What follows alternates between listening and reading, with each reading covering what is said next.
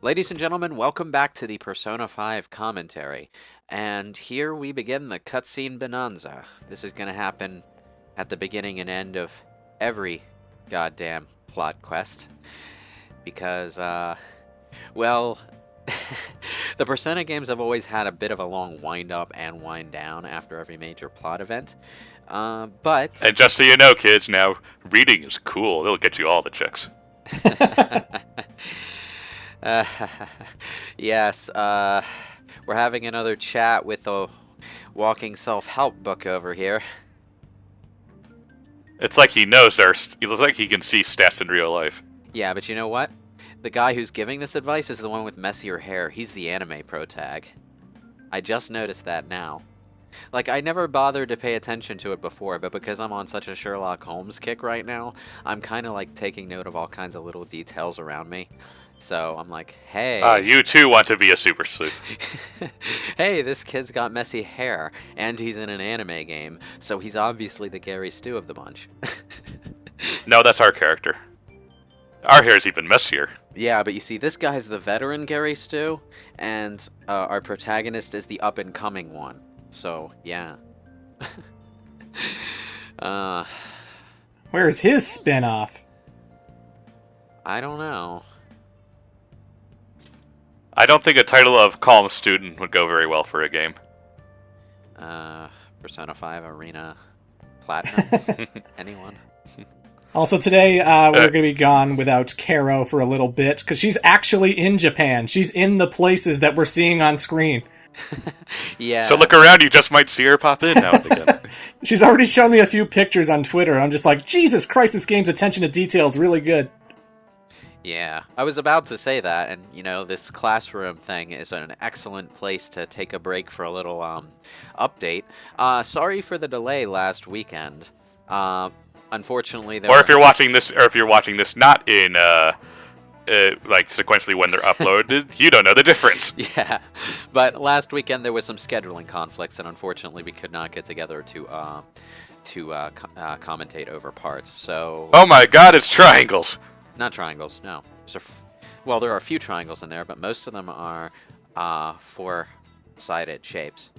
This is, what is it called? It's the thing where you have to say how many colors you need to paint any two-dimensional object. Turns out the number is 4.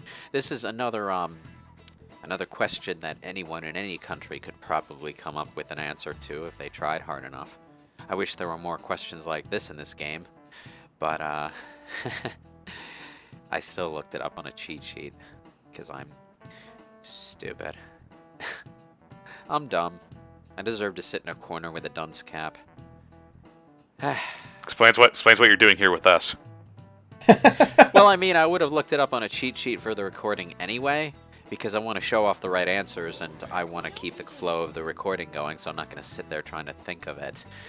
And that would have required me to sit there and do some noodling it out. Which Kurusu must be pretty smart. Well, I better hope so. My smart stat is maxed out. I cannot get any smarter if I tried. Yeah, but on my first playthrough, I expected the questions that an American wouldn't be able to answer, so I had a cheat sheet next to me anyway. So that unfortunately meant that I had a cheat sheet next to me when the actually fair questions came up, and I spoiled them for myself. So, oh well. Well, I'm not really sure what this has to do with what we're going through in the real world because I wasn't paying attention to what they were saying, but I'm sure this discussion with Morgana is riveting. And yeah, I'm sure when Carolina gets back, we'll have some interesting things to talk about in regards to real-life Japan. I feel kind of jealous because I've always wanted to go to actual Japan. I have to settle for games like Persona and Yakuza, which are like little tourist trips to Japan in virtual reality in some ways. Although, the Yakuza series is a bit, odd. Over the top? As far as that goes. Yeah, over the top. And So you're telling me, Lewis, that you want to go to Japan and dance in a disco? dance in a disco, sing very bad karaoke, and believe me, if I sung karaoke, it would be terrible. And, Don't they German suplex a bear at some point in those series? Or is that Zangief? There's also There's also the Yakuza series obsession with hostess clubs, which is very bizarre to the point where they cut it out of the third game completely, not because it was, too risque, but because they probably thought most Americans would assume it was some kind of prostitution ring. I mean, it's not that far off, but it's very soft core, like, it's about for those basically not in the know, you basically pay attractive women to hang out with you at the bar or something. yeah, but it's like conversations. You're paying for conversations. You're paying to have mock dates. Which in some way kind of makes it even worse. It's sad, but Yeah, that's what I was getting but at. it's not as questionable, on a moral level. So it's like, okay. Dude, what's wrong with your face, Persona? This is Shisa, and it's a very familiar demon to me because it appears in a lot of Shin Megami Tensei-based games, so... But in any case, for this part, I actually wanted to get that persona so that I would have a chariot persona on my side for when I hang out with Ryuji next. Which I probably shouldn't have bothered with, actually, because I wound up having an extra day to hang out with Ryuji that wound up being closed off, because I got to a certain rank before it would let me progress with him. And yeah, it turns out Ryuji does have a point in this month where you can't hang out with him anymore, and I didn't know that before this playthrough because I didn't have a chariot persona the last time I was going through the social links. But Ryuji won't actually hang out with you until he discovers the bar. Not the bar, the gym. Why did I say bar? Well, you do lift bars in gyms. Probably, yeah. But he won't hang out with you again after a certain rank until he discovers the gym. Why it takes him so long to discover the gym, I have no fucking idea, because it's literally right across the street from the arcade where you can find him hanging out on that. A game? What's a game? Oh, a game. What? It took me a few seconds to realize what you were. Okay, yeah. But we didn't do anything, Ryuji. We just changed it to our gym clothes and then changed back. No, but you see, when you said Gaim, my mind jumped to a Kamen Rider series. That actually is called something like Gaim. I'm not sure if that's how it's pronounced, but it's how it sounds. It looks like it should be pronounced when you write it out in English letters. And since it's Japanese, I assume Gaim is, or something close to it, is the correct pronunciation. But, yeah. That's just me being a bit of a up-and-coming tokusatsu nerd. I thought you already were. I've only ever watched 2 legitimate Japanese toku series, not counting the Americanized version of Power Rangers. I've watched O's, which is spelled with a triple O, and is really fun to watch and also very bizarre. And I've watched Double, Kamen Rider Double, which is interesting in that the tokusatsu hero is a private investigator with a very hard-boiled look to him, wide-brim fedora and everything. Not one of those half-assed trilby hats, but an actual fedora that looks actually pretty slick. Well, on the bright side, Lewis, I think the original Zoo Ranger is actually getting a release over here on DVD. Oh? Subtitled, Yeah. I suppose? I would imagine, yeah. Yeah, I don't mind watching live-action stuff with subtitles, because when you dub that stuff over, it just winds up looking strange. Yes. All right. Ugh. Actually, they did, in the original Power Rangers, just use dubbed-over scenes of Rita Repulsa for the first half of the series, didn't they? Yeah. Until they found actors to play Zed and Rita for the American version. Yeah, but then the dub actress had to dub over the American actress saying everything. Yeah, but at least she could lip-sync it, and she wasn't lip-syncing it to something that wasn't made to make sense in English. So the dub actually worked, Anyway, I hung out with Sojiro last part. It turns out that was a waste of time, because you can make coffee on any night while you're at the cafe, and you will get the same number of social link points that you would get for just spending time with Sojiro. So, pro tip, never just hang out with Sojiro unless you're going to rank him up. Instead, make coffee. Let him try your coffee, and then you'll get the trivia, you'll get the points, and you'll get the coffee. Most importantly, you get the coffee. Yeah, the coffee is very useful. Although it's not as useful early on in a new game because it's going to be a low-level SP healing item at that stage. It's going to be basic coffee. Since I'm on a new game plus and I maxed out Sojiro last time, I can make Master Coffee and Master Curry right off the bat. So the items that I get from doing this are actually really, really good. I made curry earlier, and I'll probably go back to making curry after a certain social link rank, because Sojiro's, you can't go past rank 4 with Sojiro until, I think, late August, is when Futaba's storyline ends. That's when his social link will open up again. But until then, he just sort of locks up. It is interesting, these little coffee testing scenes, because you get some extra dialogue. It's kind of the stand-in for Sojiro as far as hangout spots go, and we're gonna get started on hangout spots in this part, I think. If not this part, then next part. So I'll be able to talk more about those as we go, but you can't actually invite Sojiro out to a hangout spot, I don't believe. So coffee is your only real recourse. Unfortunately, he never tries out your curry, so... Oh, so that's how easy it is to gain respect, to serve good coffee, Morgana.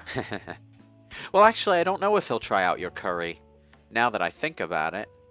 Like, I think he might after you reach the point in the social link where he's actually teaching you curry, but I've never made curry after that point. I've only ever made it during a New Game Plus, before starting his social link. So that's something to test out as we go, I suppose. Or if someone could just tell me in the comments section.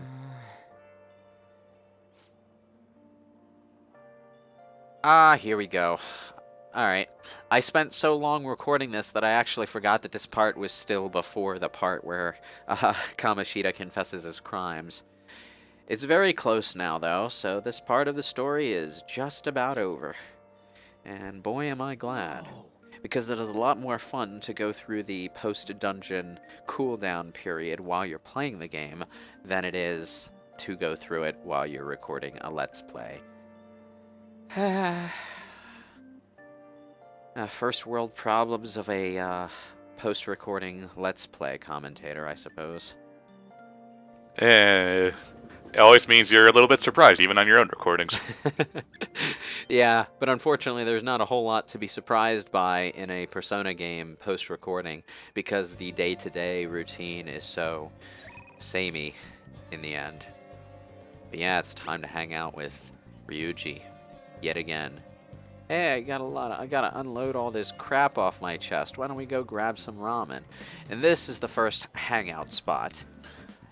Hangout spots can be unlocked in two ways. You can either read about them in a book, or you can hang out with a social link and they'll take you to a hangout spot, and after that point that hangout spot will be unlocked. One of the things that I'm kind of irritated by is the fact that a lot of the hangout spots are mentioned on television when you go back to the cafe on specific days. These television broadcasts tell you things about the location, but they don't unlock the location for you. Like, you still want to pay attention to them, because those television broadcasts, I would recommend actually when you get a town detective television broadcast, if you're playing blind anyway, get out a notepad and note down what it says about that location, because it gives you clues as to which social links get the most benefit from which hangout spots. And that's useful information for a blind playthrough. Of course, if you're using a guide, which why would you? It makes the entire game boring. It's you know, it's just a matter of looking everyone up on a list and seeing what hangout spots they go to, where all the gifts are, etc. In any case, if you have a hangout spot that a social link character enjoys, and you need to hang out with them between social link ranks to get them up to the next level, you basically always want to go to a hangout spot if the calendar day permits. If the calendar day does not permit, my advice would actually be to see if you can go hang out with a different social link or do something other productive and save them for another day, because the hangout spots not only get you more points, they can also cause random events to happen. Not random events, but events that happen when you bring certain characters to certain locations. That gets you one of two things. One thing that you can get is a chance meeting with another one of your social link characters, where the social link character you were hanging out with gets a chance to interact with that character, which is not only a nice little character moment, but also gets you bonus points with that character at the same time, which may or may not be useful depending on whether or not you're close to a rank up with them. The other thing that you can get are gift items, and these are basically just cosmetic items for your room that you can put up on the big old empty shelf that you've got next to your bed. The first gift that we're going to be getting is from Ryuji, but unfortunately you don't get that gift during this event. You actually have to take him to the ramen place a second time in order to get it. So that's a thing. I haven't actually gotten all of the decorative items, and unfortunately they don't carry over between New Game and New Game Plus. You have to get, if for some insane reason you want to get all of the decorative items in one playthrough, you have to get them all in one playthrough. So yeah, it's also kind of unfortunate that the first decorative item is a plastic ramen bowl, because then you just have this big old empty shelf in your room with a plastic ramen bowl in the center, and it's like your little ramen shrine. There's nothing else on it. It looks very strange. Akira's very poor. Can't even afford the ramen, he just affords the bowl. You know, the funny thing is, the reason Ryuji gives it to you, and I don't know why I'm saying this now, because it's going to happen in 5 minutes, but the reason he gives it to you is because he, quote, "I'm not that much of a ramen freak that I want to show that off in my room."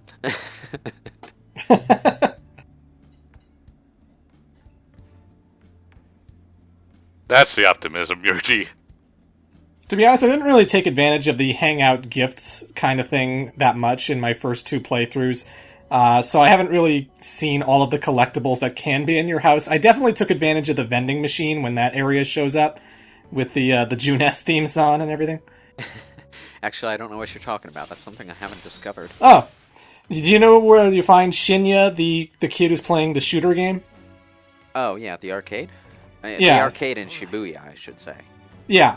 There's a vending machine there where as soon as you play it, it plays the June-S theme from Persona 4, and it's a random guess, it's a random chance that you're going to get a prize from the vending machine. You don't really have any skill input into it, but you play a certain amount, you pay a certain amount of yen to play the vending machine game, and then you can pull out like a Jack Frost plushie or some other kind of toy that might be there. So you just keep going back to that vending machine every now and then, and it's all decorations for your room.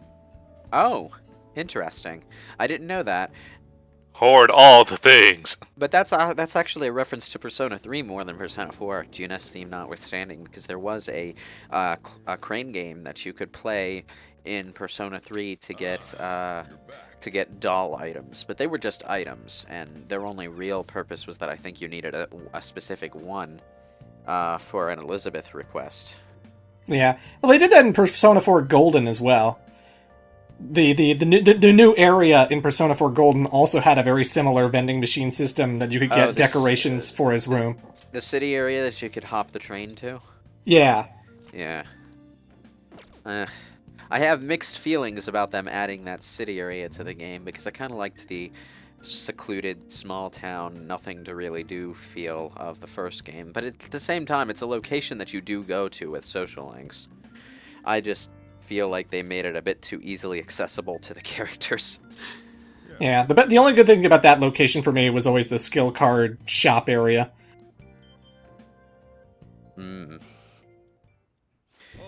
Well, extra content. They had to get some extra content in there. I kind of wish that the extra content in Persona 4 Golden meshed better with the original game, but eh. Question, do you ever think that they're going to make a Persona 5 Platinum, or do you think they're just going to add some DLC to add, like, extra social links or a female playable character or something like that? Do you think they'd ever make, like, a completely separate version? I doubt it. I doubt it with today's familiarity of gamers with DLC.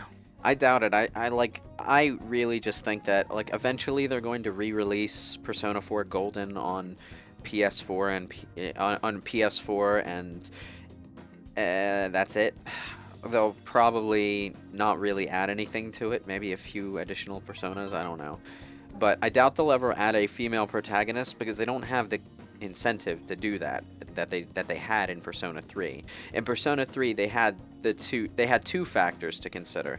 They were bringing back a cut concept from the beta stages of the game, because Persona 3 was going to have gender choice for its protagonist, and they were giving themselves an excuse to both change and improve the game and leave it the same by giving you the male protagonist whose social link structure was the same as in the original PlayStation 2 release, and giving you the female protagonist who had the ability to social link with all of the party members and the ability to choose her romances rather than just jumping in bed with everyone she hits rank 10 with.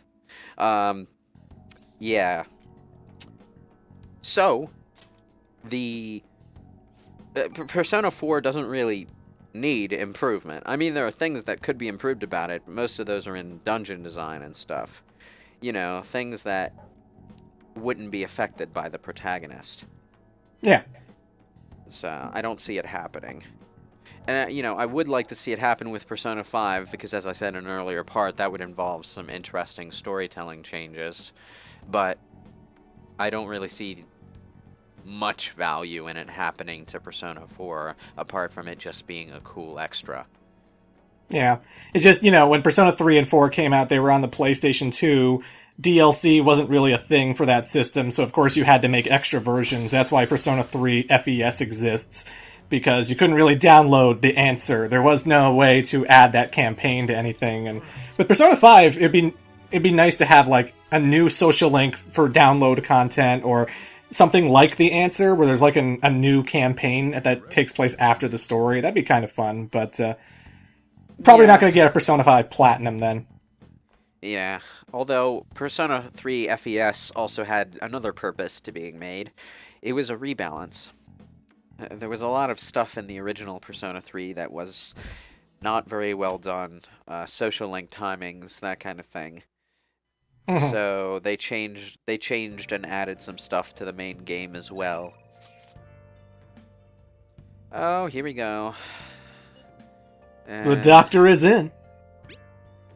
Yeah.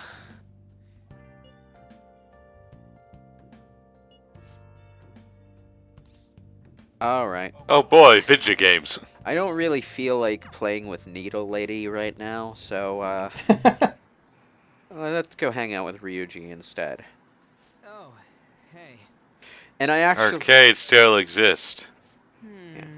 And I actually do want to prioritize Ryuji and An now that I have the availability to do so, because before the next dungeon starts, I want to be able to get some of their combat abilities active. Like, I think when Ryuji hits rank 4, he'll gain Punk Talk, maybe, which is, if I remember, the ability to interrupt in failed negotiations and give you another chance. And An gets that ability pretty quickly, but like I say, the more characters that gain these abilities, the more likely it is for it to happen when you need it to happen. So, I like to hedge my bets. The other reason I want to prioritize my party members in the early game particularly is because at certain points in the other characters' social links, you have to go to Mementos to do a side quest in order to progress the social link. You need to take down someone's shadow and solve a problem for that character. Unfortunately, that means certain social links cannot be completed in the early game. You need to be able to unlock certain floors of Mementos by beating the plot bosses in order to reach those shadows. Or at least I assume so. I always wound up getting to those points in the social links during the second half of the game, and by that point they were always available when I needed to do them. I love how they talked about how long the line was, but there's an empty seat right next to us. Yeah, there is an empty seat. That's interesting. But you know what's even more interesting? That random NPC and the one next to him, they both have faces. Who are they? Oh my god! Truly, these are people of class. They're probably Phantom Thief believers already, you know? Now, what happened is that they're probably just faceless people that drew on their face to look normal. I'm wondering if that guy's model was maybe the medical director. Now that I'm thinking about it, because he looks like he might be. Anyway, yeah, I got the ramen bowl gift item. I actually do want like one of those, just to have one, because I know they exist in the real world. They're like really well crafted plastic replica foods, but I'd like to have a few of those to just decorate my kitchen with when I have a kitchen to decorate.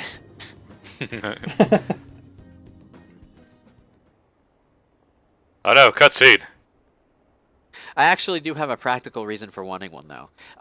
Very routinely, I'll get absorbed in either something recreational, like playing a video game, or something that I'm busy with, like an editing project or a job hunt, and I'll just straight up forget to eat.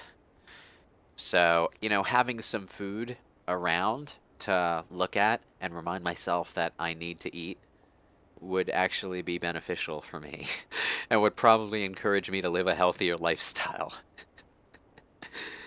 It's just a thought that entered my head that I'd like to test out someday. Yeah, give it a shot sometime. So, all we got there was more crazy shits happening. Yep. Occasionally on certain days, those rumor whisperings will pop up on screen in the transition. And on Golden Week, too. What a pain in the ass. They're name dropping Naoto. Yeah. The original detective prince was Naoto Shirogane. And since this game is several years past Naoto's reign, Naoto is probably, you know, a more professional detective as a full adult. And, well, let's just all remind ourselves and praise the Lord that Detective X Naoto is not a canon light novel, because that is some pretty awful shit. Haven't read it. You haven't read it? Well, I would be surprised if you had, because I think it's only in Japanese at the moment. But I've read the plot synopsis and done some basic research, and I know at least one person who is really salty about the content of that novel. And for good reason. Let me give you the basic gist of it. It involves anti-shadow suppression weapons. Naoto herself has embraced her femininity, which means the, you know, culturally relevant change of growing out her hair, yes, but she's also showing off her boobs for the light novel degenerate audiences. And if you know light novels as well as I do, you know that's, you know, pretty much just them pandering to the crowd that would buy that shit. Considering Persona 4's beauty contests, yeah, I think that's pandering, because it doesn't fit Naoto's character. Yeah, it doesn't fit Naoto's character, but, you know, light novels have that kind of useless fan service stuff strewn throughout it all the time. Mostly because they're so cheap to make. Yeah, so it's kind of like the Japanese equivalent of grocery store novels, in a way. But, like, I was kind of irritated when I was going through the SAO light novels, specifically. I was kind of irritated that, like, for some insane reason, the illustrator always found an excuse to draw a girl in either halfway nude or in their underpants, without fail, every single volume, at least once. It was like meeting a quota. Like, it didn't matter how unimportant the scene was, there was always one in there, and there was always an illustration accompanying it. So, yeah. Oh boy. And that kind of stuff just winds up feeling really forced, because sometimes, even in Sword Art Online, I will admit, the storytelling can get pretty interesting. I mean, sometimes it's just a burst of randomly good storytelling in the middle of a really terrible novel, but It happens. It's a thing that's been known to happen. Damn it, Sojiro, what does it take to impress you? Well, Sojiro's comments about the taste of your coffee are based on whatever social link rank you're at with him at the time, and whether or not he's taught you how to make the advanced coffee at that rank. But in a New Game Plus, what this winds up meaning is that he talks to you as if you're making basic coffee when you're at a level where you're making master coffee. In my headcanon, every time I brew coffee, Kurusu, the time traveler, the fanfiction time traveler protag, is brewing 2 cups of coffee, one that's purposely bland so that Sojiro doesn't get suspicious, and one that's just perfect, which he takes into the metaverse with him the next day. Or Sojiro's just being a dick. I don't know this kid, I'm just gonna tell him his coffee's crap. And secretly he's just like, my god, this coffee was amazing. Oh man. He's coming to replace me. If I don't stop this, he's gonna open his own cafe, and then I'll have competition. Gonna put me out of business. It reminds me of that Arrested Development episode where George Sr. was like, Michael tells him this story about how to improve Sudden Valley, and he's just like, what? Are you kidding? This is going to waste us so much money. Get out of here. He leaves the room, then he goes, oh boy, that was a good idea to throw away. Like, he keeps lying to him to try and get him to earn his approval. I don't know if you've seen Arrested Development. It's a fantastic show. No, I haven't, but I'll put it on my back burner list. Didn't it get announced to get brought back recently? Yeah, there was a 4th season on Netflix about 2 years ago. It was different. Well, I would imagine after so much time. It wasn't really like the original show, because it was very episodic, following one character per episode, and it was just like, I want the whole gang together. But, still funny. So, we finished the book about Arsène Lupin, gentleman burglar. His not-so-gentlemanly grandson. I have done some more research on the Arsène Lupin and Sherlock Holmes relationship. The way that panned out is like one of the short stories in the first book, the very last one in fact, was called Sherlock Holmes Arrives Too Late. It's a little story about how Arsène robs a place and Sherlock Holmes was called in to be there, but he didn't show up in time. And Lupin and Sherlock cross paths on the road and stare each other down for a few seconds, but then they go on their way. But later on, when Sherlock is investigating what happened, he finds that Lupin stole his pocket watch and then returned it. Just to fuck with him. It was the preeminent example of Gary Stu fanfiction. Yeah, and then Arthur Conan Doyle got really mad at him about that. Yeah. So what wound up happening after that is that Maurice LeBlanc wrote more stories about the pair-off, changing the names of Sherlock and Watson to Sherlock Holmes and Dr. Wilson. Yeah, which is where I would assume Dr. Wilson from House MD comes from. The thing about that, though, is that the actual Arsène Lupin versus Sherlock Holmes novel is apparently really good and portrays Sherlock Holmes as this really cunning adversary to Lupin. So I'm actually looking forward to reading that. I've also heard it's not as good as the other Lupin stories, but, as far as the rival confrontation goes, I have a soft spot for the Sherlock versus Phantom Thief trope, because I'm a Case Closed fan. As I say, are you gonna go on a Lupin binge after your Sherlock binge ends? Well, it wouldn't be a very long binge. I don't think there are all that many Lupin stories. But how many were there? I think there's like 4 books worth in total. 4 books including all of the short stories. With Sherlock Holmes, there are 4 novels and 52 short stories. So it's like something like 3, 4, 5 short story collections plus the 4 novels. It's a more extensive body of work. A decent amount. Yeah. You can find collected editions with all of the Sherlock Holmes stories in one book. But that's more because the standard for a novel at that time was shorter. Like Study in Scarlet, Sign of 4, Hound of the Baskervilles, they're not as long as a modern novel today. Like, they're probably about on par with the early Harry Potter books in terms of word count and length. Maybe a little longer. I can't tell. It's a little difficult to tell that kind of thing when your only way of judging at the moment is a digital collection edition that's all collected into one book and doesn't have the formatting to tell you which short. And it's always hard to judge based on looking at books because they're always different page sizes, font types, etc. Yeah, I keep my my Kindle Paperwhite's font size to look roughly the same as what I consider to be a comfortable novel page, but it's difficult to judge that way. I'm gonna get a physical copy, and I'll probably have a better answer for that when I get one. Now, these school questions, I can't believe I almost missed this. These school questions are interesting. Every now and then, there will be a question that is difficult for Kurusu to answer, and Morgana will help you work through the steps you need to get to the correct answer. So it becomes a question that turns into 3 questions. The first 2 questions are parts of the problem, and the third question is figuring out whatever you learned from those first 2 questions to come to the complete answer to the question.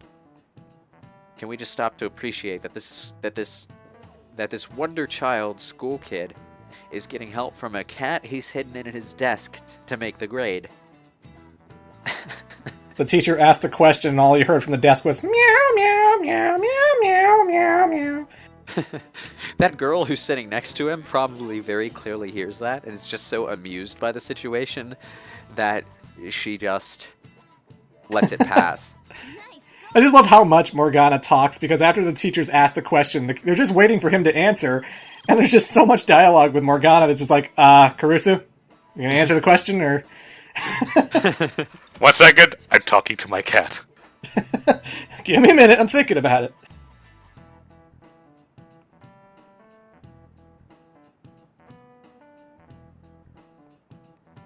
Here's your vernacular lessons for the day. Yeah, and then there's this is a segue, like a somewhat awkward seg into something that has to do with the symbolism of being a wild card user. Symbolism. Now, the ability to change one's mask is in the original Persona game was actually the core of the entire Persona concept. Like, everyone had their own base persona, and different personas they were more or less compatible with that would be more effective or use more magic power when used by specific characters if they were incompatible with them. Like, I think the persona Nyarlathotep was only ever compatible with what was his name? Reiji? The brother of the main antagonist of the Seebeck arc. So that kind of thing would happen. But in the modern Persona games, like, everyone has one persona and that's it, except the wild card who can change masks, which is interesting from the perspective of you are this character that you as the player get to make decisions about, which, you know, fits the ability of changing his persona, but it also loses the original premise of the Persona series, where we all live wearing different masks, and we all have all these different selves inside of ourselves. In other news, we also just checked out a volume of One Piece. I wonder if there's a single classical novel that comes up in this game that you can't connect to some sort of anime or manga. They could try, damn it, but it won't work. Although to be fair, the Lupin one kind of breaks itself, but yeah. Is there a Three Musketeers anime? Something that probably. I'm sure there is. Something that Milady would be connected to. Probably. Well, I mean, there's a Count of Monte Cristo anime, so why not? Oh man. On the subject of the Lupin anime, Lupin the Third actually did do at one point a crossover with Phantom Thief Kid, which is interesting. Yeah. I'd like to actually get my hands on that movie and watch it. Also, he's done several crossovers with Detective Conan. Yeah, it's It's a bizarre crossover to think of because the premise is that Lupin the Third disguises himself as Phantom Thief Kid in order to commit a crime, but you know, Phantom Thief Kid's outfit is based on Arsène Lupin in the first place, so it's Lupin disguising himself as a ripoff of Lupin. Lupin disguises himself as Lupin. He just wears a mask of himself, so when Zenny got a custom, he takes off his... But it was really me, Lupin! I should apologize to our viewers for any awkward moments of silence. I probably started coughing into my microphone and cut it out. Hey, at one point in wrestling, there was this wrestler named Sting who has a face paint. He has white face paint on, for a mask. And he wore a mask of himself. I've seen a gif of that where he punches the guy and then takes the mask off and reveals himself. Oh my god, it was Sting under that Sting mask! I never could have guessed. My mouth is on fire! Huh. Every time I'm in one of these social link locations, I take a good hard look at the background to see if it is actually a 3D object. Because Persona 5 has a lot of locations that are just still images, really nicely painted still images, but fairly obvious still images. It's those points in the game where the aesthetic of the game looks its most anime. Because you're seeing like these 3D models of cel-shaded anime characters over a painted background that wouldn't look out of place in an actual anime. Or a visual novel game or something. And the only difference is that the camera angle is decidedly not cinematic. Oh, yeah, the running theme for this particular social link rank is wrong numbers. This amateur ambulance driver couldn't put his patient in the designated hospital, so he wound up trying to call for another location to drop them off.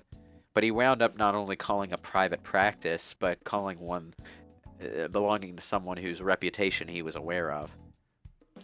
Tae Takemi has a bad reputation among the medical community because of a medical error she allegedly made, which turned out to be someone else's error that was forced on her. So, yeah. Well, life sucks and people suck harder. Yeah, no one wants to take the fall for anything. Uh-huh. Hey, on the bright side, Takemi, you're famous. Well, she barely gets any patients now. It isn't until a later rank when she starts taking on certain patients and gains a reputation, partly because you encourage the situation, that she starts getting a lot of patients coming to this practice. And she's really, like, tsundere about the whole situation. Like, you can tell that she likes being an active doctor again, but she's also, you know, she spent so long pretending that she doesn't care about her shitty reputation that it's hard to break that habit. The system's let her down too much.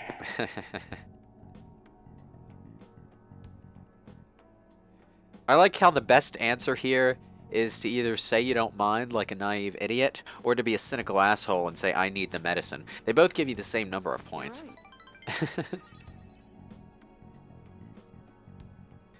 Welp.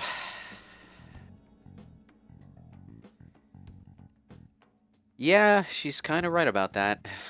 This is not a kosher situation by anyone's measuring stick. But Takemi, the shades are over there. I haven't repaired the laptop yet. Sorry. Now, unfortunately, ranking up with Takemi doesn't actually get me any bonuses. At least I don't think so. I think Takemi is the rare case of a social link whose gift actually gets you all of the necessary bonuses. Actually, there might be a discount bonus that doesn't pop in until later. That isn't part of her social link gift, but yeah, I already had this sterilization medicine, so there's nothing new to show. So we did that basically because we feel like it. Yeah. Well, I mean, Death Persona are also some of the better personas in the game at times, so it is a good idea to have the Death social link maxed out so that you can make the most of those when you fuse them. Fortunately, one of the DLC personas that you can get for free is a Death Arcana persona. Hooray! Yeah, I picked up Thanatos last time, and I was able to get that for free. So I don't have to actually pay money in order to have this persona in my slot in order to maximize social link gains with Takemi. Take care. So that's one benefit of having that DLC. See, gamers, DLC can be good. One of the things I regularly do is, like, between dungeons, I'll do this big shuffle with my persona inventory where I fuse a bunch of them, get rid of some useless ones, and then pull in whatever personas I think will benefit the social links I'm going to focus on for the next month.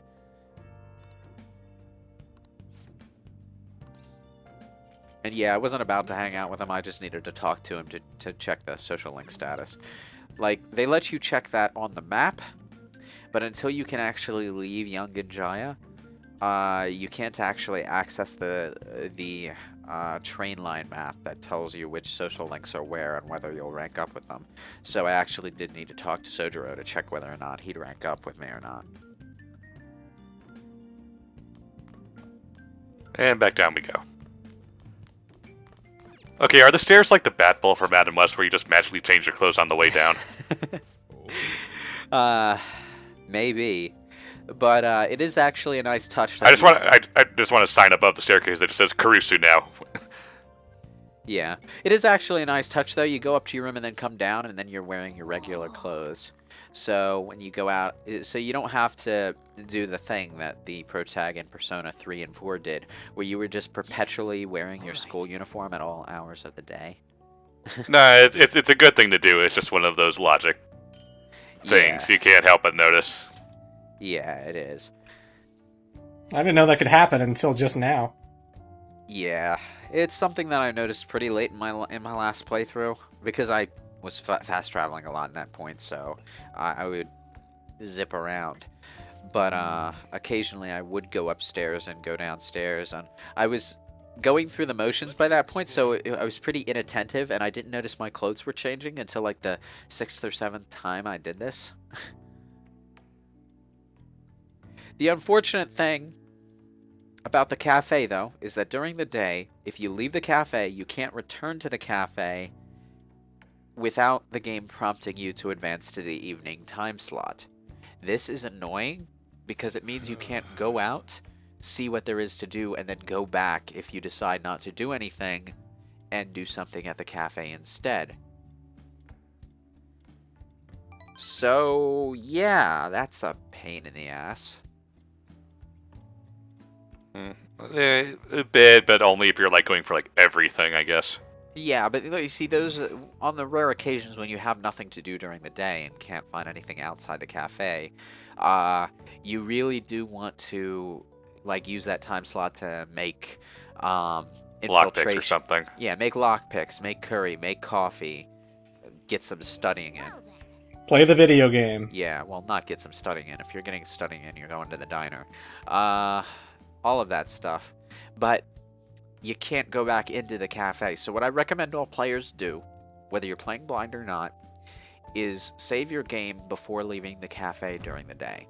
Go out, and if you don't find anything that you want to do, reload your save file and do something during that time slot at the cafe. Easy. It's a workaround that shouldn't have to be done, but it is an easy workaround. You just gotta remember to do it. You're one day away from expulsion.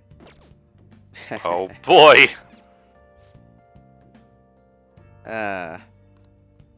Also, it's May now.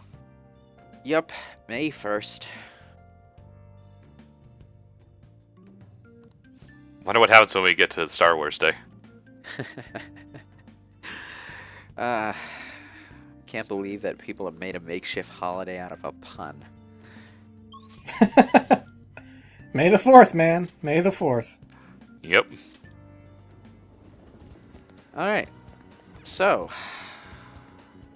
I realized that I hadn't gone to the arcade from the outside yet, even though I've been to the arcade before. Because I fast traveled from the text message, but it didn't unlock the Gigolo arcade. Gigolo. Oh my! It didn't unlock the arcade for me until as a fast travel point, until I went to the front door. So yeah, that's something. Well, to be fair, you didn't know how to get there. You just kind of teleported there from the text message. You just looked up from your phone and magically you were there. Yeah. Anyway, he won't hang out with me, even though it says he'll rank up next. So yeah, this is why I went on that tangent about not being able to go back to the cafe, because I forgot to save before leaving. And because I forgot to save before leaving, I can't go back and do anything productive with my time. So I'm just going to show off a few new locations. The first one is Scarlet, the rental shop. I never used this, but you can buy movies, DVDs to watch in your room. And you have to return them within a week, so I would recommend... I love these names. Yeah. Right. I would recommend not doing this right before a deadline, because you'll never know what days you won't be able to go back to the Store. rental shop. But if you're in the middle of a cooldown period and you've got more than a week left to go, by all means, rent a DVD. So yeah, I actually never bother with it. It's a good way to boost your personality stats, but I don't need that, so I'm not gonna rent anything. Don't you want to watch Wraith with Patrick Swayze? I don't know. I'm more interested in Guy McVer or Bubbly Hills 90210. Also, the Big Bang Burger. Now, at night... Why isn't Vegeta the mascot? Open 24 hours because there's no day or night in space. That's actually a very nice catchphrase. Big Bang Burger is actually important to the plot, believe it or not. But the CEO of Big Bang Burger is going to be one of our shadows much later on in the game. So that's something to look forward to. But the Big Bang Burger also takes the place of Persona 4's Rainy Day Challenge. It's far superior to the Rainy Day Challenge in several ways. Number one, the animations are funnier. Number two, you can do it on any old night. And number three, you actually do have a reason to go back there after finishing it. But the Big Bang Burger Challenge also comes in several tiers, which is another way that it's superior. Once you've gotten all of your personality stats, or well, all of them except one, up to level 2, you can take the first level of the Big Bang Challenge and win, get a reward, which is an accessory, and get a bunch of burgers. And then you'll go up to the next tier, which you can win once you've gotten all of those personality stats at the level 3, and so on, until you max it out, reach the highest rank. The Cake Knight Rises. That was the movie they described. That The Cake Knight Rises is in theaters right now. It's better than just a description, though. You get to hear some of the dialogue for every movie that you go to, and The Cake Knight Yeah. Rises is my favorite. We're gonna be seeing it right now. Yeah.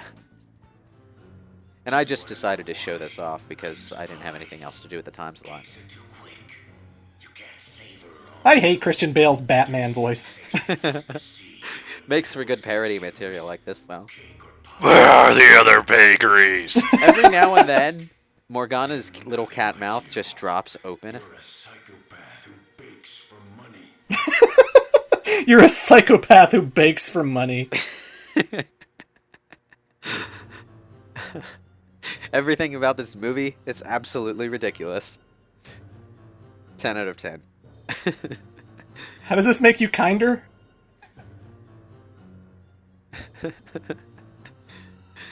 I feel like I was able to learn how to be more compassionate to others.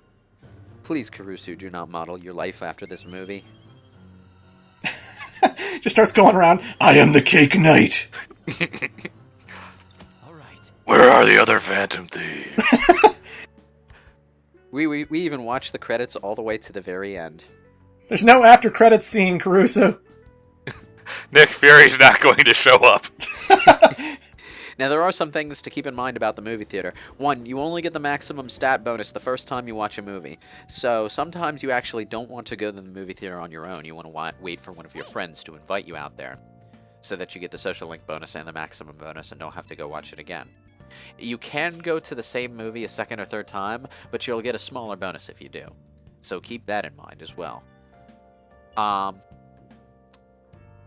it's also more fun to just go with your friends when they do invite you out, because if you do that, you get a little extra cutscene with them. Like Makoto wants to go see the movie about the Yakuza. I think it was. I think they actually did name the movie Like a Dragon. Yeah.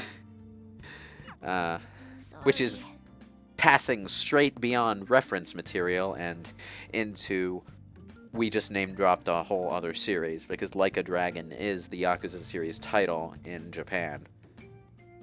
Well, it's also a reference to Chie from the Arena games. Her main theme song in the Arena games is called Like a Dragon. Oh yeah, that is the name of that song, but the dragon that Chie is referencing. Well, I actually thought it was Bruce Lee at first, but it's actually a Jackie Chan thing. So that's a thing. Yeah, Bruce Lee only ever named one thing after a dragon, which is Enter the Dragon, but that is his most famous work, so... Yeah. Well, wasn't there a sequel to that also had dragon in the title? I don't think that had anything to do with Bruce Lee. I think that came out after he died. Huh. This is gonna bother me if I don't look it up, so I'm gonna look it up. I know there's a biopic about Bruce Lee that came out in the mid-90s. I can't remember what it was called. I think it was just like Enter the Dragon, the Bruce Lee story. Huh. Yeah, that doesn't really quote-unquote count, though, I guess. No.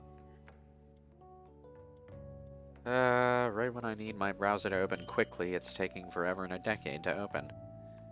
I'll probably have this answer by the time the video ends. Damn it, Chrome. Then just both windows pop open at once because I clicked it twice. Yeah, that's how it always goes. Let me guess, Sojiro, you're gonna lambast it, aren't you? Okay. Bruce. Let me explain. Come on. Alright, there we go. Let me explain. Which coffee bean is he talking about this time? Cuban Crystal Mountain. Crystal Mountain. When you actually research stuff about different types of coffee beans or see this kind of trivia somewhere, it does make coffee seem more interesting than it actually But what about the is. ones next to it called American Crystal Lake? Ah, that one is farmed greatly because the nutrients from teenage blood fuels the bean's power.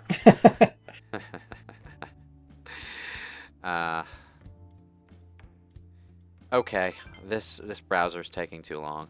I'm not gonna actually be able to look up this answer. The world will never know, Lewis. I leave it to you in the comments section, viewers.